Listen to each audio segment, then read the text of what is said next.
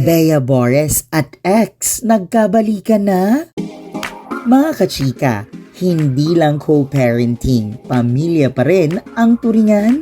Ibinahagi ni Bea Bores na ang ina ng kanyang ex-boyfriend ang tumutulong ngayon sa pagpapalaki sa kanilang anak. Sa kabila ng kanilang hiwalayan, nananatili raw na maayos ang relasyon nila bilang pamilya, lalo na pagdating sa kanilang baby.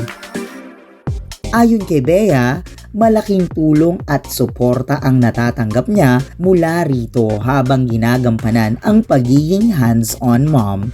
Kaya ang chikang ito, patunay na kahit hiwalay na, pwedeng may respeto at magandang samahan pa rin. Ikaw, posible bang maging close pa rin sa pamilya ng ex mo?